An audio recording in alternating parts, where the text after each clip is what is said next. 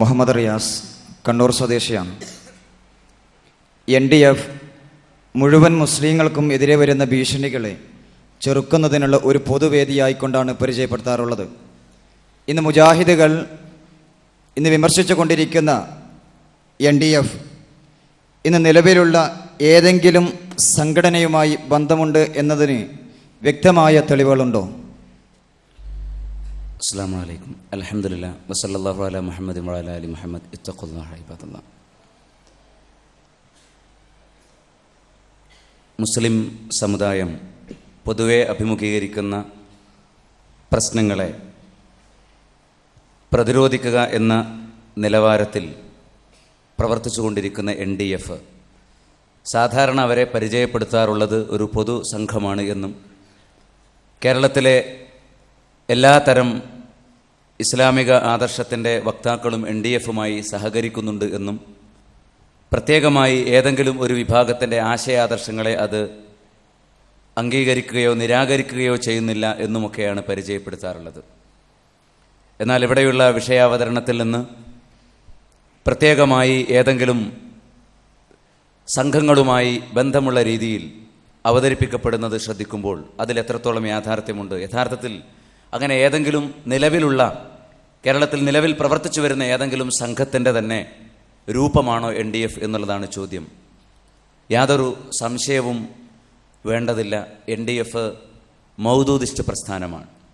അബുൽ ആല മൗദൂദി ഉയർത്തിപ്പിടിച്ച ഹുക്കൂമത്തെ ഇലാഹി എന്ന ആശയാദർശം നടപ്പിൽ വരുത്താൻ ലോകത്തുടനീളം ഇഖ്വാനുൽ മുസ്ലിമൂൻ പ്രസ്ഥാനങ്ങൾ നിരോധിക്കപ്പെടുകയും അവയ്ക്ക് വികൃതമായ മുഖമുണ്ടാവുകയും ചെയ്തപ്പോൾ സ്വീകരിച്ച നയ സമീപനങ്ങളുടെ ഭാഗമായി നേരിട്ട് ആ ആദർശം പറയാതെ മനുഷ്യാവകാശത്തിൻ്റെയും മറ്റു പൊതുവായ സംവിധാനങ്ങളുടെയും പേരുന്നയിച്ചുകൊണ്ട് യഥാർത്ഥത്തിൽ അബുൽ ആല മൗദൂദിയും സയ്യിദ് ഖുത്ബും മുന്നോട്ട് വച്ച ഇസ്ലാമിക രാഷ്ട്രവാദം സ്ഥാപിക്കുക എന്ന ലക്ഷ്യത്തോടെയുള്ള പ്രവർത്തനമാണ് NDFൻ്റെ പേരിൽ നടക്കുന്നത്. NDFൻ്റെ പ്രസ്ഥാനവും അതിൻ്റെ പ്രവർത്തനങ്ങളും അതിന് നേതൃത്വം നൽകുന്ന ആളുകളെയും ഒക്കെ പരിശോധിച്ചാൽ നമുക്കത് കാണാൻ സാധിക്കും. നേരത്തെ ഇവിടെ ബഹുമാന്യനായ ഹനീഫ് കായക്കൊടി സൂചിപ്പിച്ചതുപോലെ ജമാഅത്തെ ഇസ്ലാമി അബുൽ ആല മൗദൂദി തനതായ രൂപത്തിൽ ആവിഷ്കരിക്കുകയും അവതരിപ്പിക്കുകയും ചെയ്തിരുന്ന ഹുക്കുമത്തെ ഇലാഹിയുടെ ആദർശത്തിൽ നിന്ന് വഴിമാറിപ്പോകുന്നു.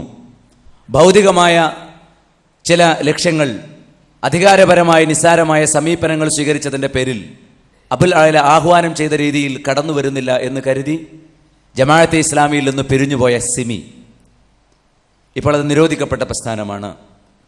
ആ സിമിയുടെ നേതാക്കളാണ് NDFന് വിത്തും വളവും നൽകി വളർത്തിക്കൊണ്ടുവന്നത് എന്ന് കാണാൻ സാധിക്കും. അതിന് ആദ്യകാലത്ത് നേതൃത്വം കൊടുത്തിരുന്ന മുഴുവൻ ആളുകളും കോയ സാഹിബ് മുതൽ EM അഷ്റഫ് വരെയുള്ളവരെ പരിശോധിച്ചാൽ നേരത്തെ സിമി പ്രസ്ഥാനത്തിൻ്റെ സംസ്ഥാന പ്രസിഡന്റുമാരായിരുന്നു എന്ന് കാണാൻ സാധിക്കും. മാത്രവുമല്ല NDFൻ്റെ മുഖപത്രം പരിശോധിക്കുമ്പോൾ അതിൽ നിരന്തരമായി മുമ്പ് സിമി അവരേതൊരാശയമാണോ പ്രചരിപ്പിച്ചിരുന്നത് അവരുടെ വിവേകത്തിലും അവരുടെ ഇസ്ലാമിക് ഫൗണ്ടേഷൻ്റെ പ്രസിദ്ധീകരണങ്ങളിലൂടെയും ഏതൊരു ആശയമാണ് കേരള ജനതയിൽ ചെലുത്താൻ വേണ്ടി അവർ പരിശ്രമിച്ചിരുന്നത്, ഇപ്പം ആ ദൗത്യം NDFൻ്റെ പബ്ലിക്കേഷനും അവരുടെ മുഖപത്രവും നിർവഹിച്ചു കൊണ്ടിരിക്കുന്നു എന്നാണ് നമുക്ക് മനസ്സിലാക്കാൻ സാധിക്കുന്നത്. ഒരു സംശയവും അക്കാര്യത്തിൽ വേണ്ട. ഇത് NDF പ്രസിദ്ധീകരിക്കുന്ന അവരുടെ മുഖപത്രമാണ്. ഈ മുഖപത്രത്തിൻ്റെ കഴിഞ്ഞ ഡിസംബർ ലക്കം 2005 ഡിസംബർ ലക്കം കേരളത്തിലെ ഇസ്ലാമിക പ്രസ്ഥാനങ്ങളെ അല്ലെങ്കിൽ ഇസ്ലാമിൻ്റെ പേരിൽ പ്രവർത്തിക്കുന്ന മുഴുവൻ പ്രസ്ഥാനങ്ങളെയും മുജാഹിദ് പ്രസ്ഥാനം ഉൾപ്പെടെയുള്ളവരെ പരാമർശിച്ചുകൊണ്ട് നിരവധി ലേഖനങ്ങൾ മുസ്ലിം കേരളത്തിൻ്റെ 50 വർഷം എന്ന തലക്കെട്ടിലൊരു ഫീച്ചറുണ്ട്. അതിൽ മിക്കവാറും എല്ലാ പ്രസ്ഥാനങ്ങളും തനതായ റൂട്ടിൽ പോകുന്നില്ല എന്ന് പറഞ്ഞിട്ട് ഒരല്പമെങ്കിലും മെച്ചപ്പെട്ട പ്രസ്ഥാനമായി പരിചയപ്പെടുന്ന സിമിയാണ്. 1970കളിൽ അഖിലേന്ത്യാ തലത്തിൽ പിറവികൊണ്ട സിമിയുടെ പ്രവർത്തനം കേരള സമൂഹത്തിലും ചെറുതല്ലാത്ത അനുരണനങ്ങൾ ഉണ്ടാക്കിയിട്ടുണ്ട് എന്നിങ്ങനെ പറഞ്ഞ് പിന്നീട് പറയുന്നു, ഒരേ അച്ചിൽ വാർത്തെടുത്ത ചിന്തകളെ മാത്രം പൊറുപ്പിക്കുന്ന കുടുസിൽ നിന്ന് തെന്നിമാറി വ്യത്യസ്ത ചിന്താലോകത്തെ ഉൾക്കൊള്ളാൻ ഈ സംഘടനയ്ക്ക് കഴിഞ്ഞു. മുസ്ലിം സമൂഹത്തിൽ ഈ ചെറു സംഘടന നൽകിയ പ്രധാന സംഭാവനയും അതാവാം. പരിസ്ഥിതി സംരക്ഷണം, സാമ്രാജ്യത്വം, നവകൊളോണിയലിസം, മുതലാളിത്തം തുടങ്ങി ഇപ്പോൾ പല സംഘടനകളും നാഴികയ്ക്ക് 400 വട്ടം എടുത്തോതുന്ന ചെറുത്തുനിൽപ്പിന്റെ സംജ്ഞാവലി 70കളിൽ സിമി നൽകിയതാണ്. ഇന്ന് സോളിഡാരിറ്റി ഉൾപ്പെടെയുള്ള പ്രസ്ഥാനങ്ങൾ മുഴക്കുന്ന മുദ്രാവാക്യങ്ങളെ സംബന്ധിച്ചാണ് സൂചന. അതേപോലെ തന്നെ ഷിയായിസത്തെയും അഹ്ലുസുന്നത്തി വൽ ജമാഅത്തിനെയും ഒക്കെ ഒരുപോലെ അംഗീകരിക്കുന്ന നിലവാരത്തിൽ, കാരണം സിമിയാണ് ഇവിടെ ഷിയാക്കളുടെ ആദർശം വിവിധ ഗ്രന്ഥങ്ങളിലൂടെ ഖുമൈനിയുടെയും അലി ശരീയത്തിയുടെയും മുർത്തദ മുത്തഹരിയുടെയും ഒക്കെ കടുത്ത ജൂത ദാർശനികതയിൽ അധിഷ്ഠിതമായ ഷിയഈ ചിന്തകളെ മലയാളക്കരയിലേക്ക് പരിചയപ്പെടുത്തിയത് സിമിയുടെ പ്രസാധകരാണ്. ഇപ്പോൾ അത് NDF-ന്റെ പ്രസാധകർ നിർവഹിക്കുന്നു എന്ന വ്യത്യാസം മാത്രം. എന്നിട്ട് ഈ സിമിയുടെ പോരിശ പറഞ്ഞ് തൊട്ടടുത്ത വരിയിൽ പറയുന്നു, സമൂഹത്തിൽ വളർന്നു വരുന്ന പുതിയ പ്രവണതകളോട് പ്രതികരിക്കുന്നതിൻ്റെ തുടർച്ച എന്ന നിലയ്ക്കാണ് NDF ഉടലെടുക്കുന്നത്. അപ്പോൾ ഈ സിമി മുന്നോട്ട് വെച്ച ഈ രൂപത്തിലുള്ള പ്രവർത്തനങ്ങളുടെ പിന്തുടർച്ചയായിട്ടാണ് NDF ഉടലെടുക്കുന്നത് എന്നുള്ളത് ഒരിക്കലെങ്കിലും അവർ നേരത്തെ പറഞ്ഞു പോയ വരിയാണ്. കഴിഞ്ഞ ഡിസംബർ ലക്കത്തിലെ മുസ്ലിം കേരളത്തിന്റെ 50 വർഷം എന്ന ഫീച്ചറിലൂടെ, കവർ സ്റ്റോറിയിലൂടെ അവർ മുന്നോട്ട് വച്ചിരിക്കുന്നത്. ഇനി തേജസിന്റെ ഏത് ലക്കം എടുത്തു പരിശോധിച്ചാൽ നിങ്ങൾ കാണാൻ സാധിക്കും, എല്ലായിടത്തും മൗദൂദി ആവിഷ്കരിക്കുകയും ഷിയായിസത്തിൽ നിന്ന് ഉരുവം കൊള്ളുകയും ചെയ്ത ഹുക്കൂമത്തെ ഇലാഹിയെ ന്യായീകരിക്കുന്ന വരി സയ്യിദ് ഖുത്തുബിന്റെ ഫോട്ടോമാണ്. കുട്ടികൾക്ക് ഇസ്ലാം പഠിപ്പിക്കാൻ വേണ്ടി അതിലൊരു കോളമുണ്ട്. മുഴുവൻ ഷിയായിസത്തെയും കുത്തുബിസത്തെയും അതേപോലെ തന്നെ മൗദൂദിസത്തെയും പരിചയപ്പെടുത്തുക എന്നല്ലാതെ ഇസ്ലാമിന്റെ അതിന്റെ തനതായ രീതിയിൽ പരിചയപ്പെടുത്തുന്ന ഒരു വരി പോലും ഇതുവരെ കാണാൻ സാധിച്ചിട്ടില്ല. കണ്ടില്ലേ, സയ്യിദ് ഖുത്തുബിന്റെ ഫോട്ടോ കൊടുത്തുകൊണ്ട് പറയുന്നത്, പ്രവാചകൻ മുഹമ്മദ് നേതൃത്വം കൊടുത്ത മദീന കേന്ദ്രമായി ഇസ്ലാമിക രാഷ്ട്രം കാലികമായി പുനഃസ്ഥാപിക്കുക എന്ന ഇഖ്വാന്റെ ആഹ്വാനത്തിന് മുസ്ലിം യുവതക്കിടയിൽ വൻ സ്വീകാര്യത ലഭിക്കുന്നു. ഞാനിത് വിശദീകരിക്കുന്നില്ല. അപ്പോൾ ഇഖ്വാനി ആദർശമാണ് ഇവിടെ പുലരേണ്ടത്. ചെറിയ കുരുന്നുകൾ പഠിക്കേണ്ട നിലക്ക് കുട്ടികൾക്ക് ഇസ്ലാം പഠിപ്പിക്കാൻ വേണ്ടി കൊടുത്തു. എന്നിട്ട് സ്ഥാപക നേതാക്കളുടെയും ആദ്യകാല ബൗദ്ധിക നേതൃത്വത്തിന്റെയും കാലം കഴിഞ്ഞതോടെ ഈ രണ്ടു പ്രസ്ഥാനങ്ങളും ഇന്ന് ബൗദ്ധികമായി വളർച്ചയേറ്റുപോയി ജമാഅത്ത് ഇസ്ലാമിയെ പരിഹസിക്കുകയാണ്. മൗദൂദി പറഞ്ഞ രൂപത്തിൽ ഹുക്കൂമത്തെ ഇലാഹിക്ക് വേണ്ടി ഈ ജമാഅത്ത് ഇസ്ലാമി പ്രവർത്തിക്കുന്നില്ല എന്ന് അവരെ പരിഹസിക്കുകയും NDF-ന് മാത്രമേ അത് സാധിക്കുകയുള്ളൂ എന്ന് വരുത്തുകയുമാണ് ചെയ്യുന്നത്. അതേപോലെ തന്നെ നിരവധി ലേഖനങ്ങളിൽ സലഫി ആദർശത്തെയും അതേപോലെ തന്നെ സൗദി അറേബ്യയും ഒക്കെ പ്രത്യേകമായി വിമർശിക്കുന്ന വരികളും നമുക്ക് കാണാൻ സാധിക്കും. ഈ കാണുന്ന ഒരുപാട് വചനം, പിന്നെ തേജസിന്റെ ലക്കങ്ങളിൽ നമ്മൾ കാണുന്നത് അബ്ദുള്ള രാജാവിനെയും അതേപോലെ തന്നെ മരണപ്പെട്ടുപോയ ഫഹദ് രാജാവിനെയും എല്ലാം അതിനിശ്ചിതമായി വിമർശിക്കുകയും മുസ്ലിം പുരോഗതിയിൽ നിന്ന് സമ്പൂർണ്ണമായി പിറകോട്ടു പോവുകയും അതേപോലെ തന്നെ അക്ഷരപൂജാപരമായ സങ്കുചിതത്വത്തിൽ അകപ്പെട്ടുപോയി ശരിയായ ജിഹാദിന്റെ വക്താക്കളാവാൻ ഒരിക്കലും സാധിക്കാതെ സാമ്രാജ്യത്തിന്റെ പിടിയിൽ അകപ്പെട്ടു പോവുകയും ചെയ്തു എന്ന് സലഫി ആദർശങ്ങൾ പ്രചരിപ്പിക്കുന്നവരെയും ഒരു പരിധിവരെയെങ്കിലും ഇസ്ലാമിന്റെ ആശയാദർശങ്ങളും വിശ്വാസങ്ങളും പുലരാൻ വേണ്ടി പരിശ്രമിക്കുന്ന ഭരണകൂടങ്ങളെ നിശിതമായി വിമർശിക്കുന്ന ഫഹദ് രാജാവ് മരിച്ച ആ മരണപ്പെട്ട സന്ദർഭത്തിൽ 1-2 ലക്കങ്ങളിൽ വന്ന വരികൾ പോലും നമുക്ക് കാണാൻ സാധിക്കും. ഇവിടെ ജമാഅത്തെ ഇസ്ലാമിയുടെ സോളിഡാരിറ്റിയുടെ നേതാക്കന്മാർ കേരളത്തിലുടനീളം നടന്നു പ്രസംഗിച്ചു പോന്നിരുന്നത് ഫഹദ് രാജാവിനെ സംബന്ധിച്ച് ഇമാമുൽ ഹറാമൈൻ എന്നാണ്. 2 ഹറാമുകളുടെ ഹാദിമുൽ ഹറാമൈൻ എന്നാണ്. അമേരിക്കയുടെയും ജൂതായുസത്തിന്റെയും ഹാദിം എന്ന് ജമാഅത്തെ ഇസ്ലാമിയുടെ നേതാക്കൾ പരിചയപ്പെടുത്തുന്ന അതേ രീതിയിൽ ഈ സലഫി ചലനങ്ങളുള്ള ഇടങ്ങളെ പരിചയപ്പെടുത്തുകയും അതിനെ ഒരു പരിധിവരെ സംരക്ഷിക്കുന്ന ഭരണകൂടങ്ങളെ നിഷ്ഠൂരമായും ഇസ്ലാമിക വിരുദ്ധമായും പരിചയപ്പെടുത്തുകയും ചെയ്യുന്ന ദൗത്യമാണ് ഈ NDF-കാർ നിർവഹിച്ചു പോന്നിട്ടുള്ളത് എന്ന് കാണാൻ സാധിക്കും. ഒരു ഉദാഹരണം കൂടി അവസാനമായി ഞാൻ പറയട്ടെ. അബുൽ അഅ്ല മൗദൂദിയുടെ ഏറ്റവും തീവ്രവാദപരമായ ഗ്രന്ഥം, സിമിക്കാർ പ്രചരിപ്പിക്കുന്ന ഏറ്റവും തീവ്രവാദപരമായ ഗ്രന്ഥങ്ങളിൽ ഒന്ന് മൗദൂദിയുടെ ജിഹാദ് എന്ന ഗ്രന്ഥമാണ്. ജിഹാദ് ഫീ സബീലില്ലാഹ്. 6 പതിറ്റാണ്ട് കാലമായി ഇക്കാലം അത്രയും തനതായ രൂപത്തിൽ കേരളത്തിൽ അത് മലയാളത്തിലേക്ക് വിവർത്തനം ചെയ്യാൻ അവർ ധൈര്യപ്പെട്ടിരുന്നില്ല. ഈ ഭൂമിയിൽ ഏറ്റവും വലിയ ഫിത്തന അള്ളാഹുവിന്റെ ഭൂമിയിൽ അള്ളാഹുവിൻ്റെതല്ലാത്ത ഭരണമാണെന്നും ആ ഫിത്തന വിപാടനം ചെയ്യലാണ് ഒരു മുസൽമാന്റെ പ്രഥമ ദൗത്യമെന്നും മൗദൂദി പ്രഖ്യാപിക്കുന്ന പുസ്തകമാണ്.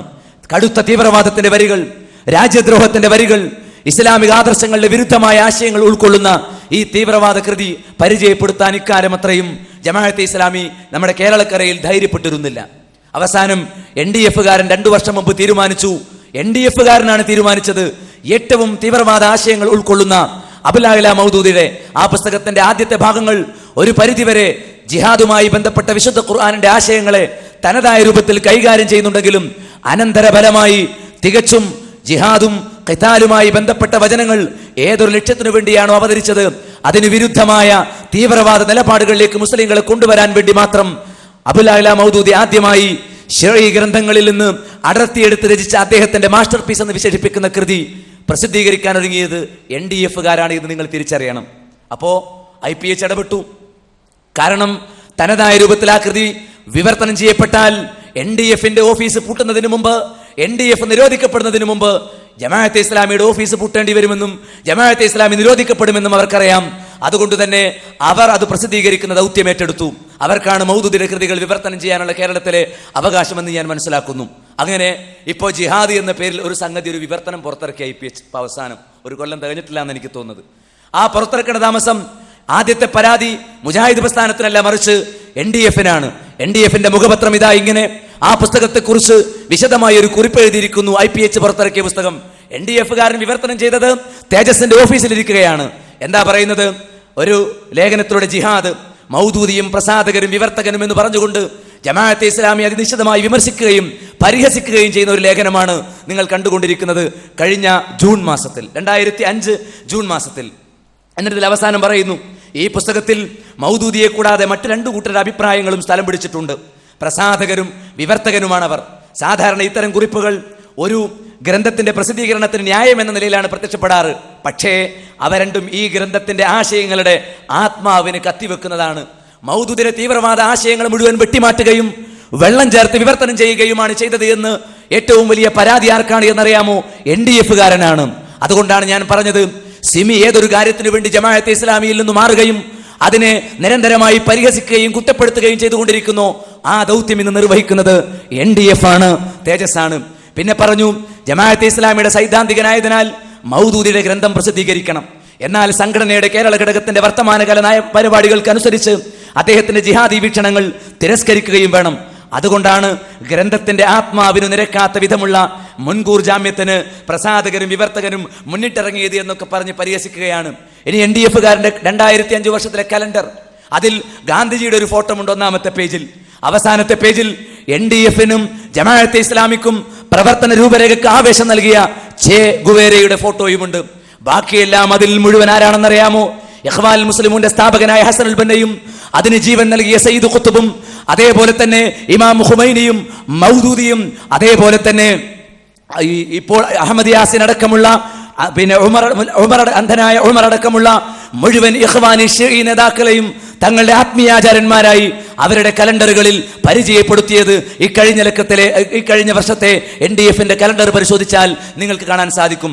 പ്രസിദ്ധീകരണങ്ങളിലൂടെ, പ്രഭാഷണങ്ങളിലൂടെ, പ്രസിദ്ധീകരിക്കുന്ന ഗ്രന്ഥങ്ങളിലൂടെ അവർ പരിചയപ്പെടുത്തുന്നതും അവർ വാദിക്കുന്നതും മൗദൂദിക്ക് വേണ്ടിയാണ്, ഷിയാക്കൾക്ക് വേണ്ടിയാണ് എന്നതുകൊണ്ട് തന്നെ നേരത്തെ അവരുടെ കൃതിയിൽ വ്യക്തമാക്കിയതുപോലെ സിമിയുടെ പിന്തുടർച്ചയാണ് NDF.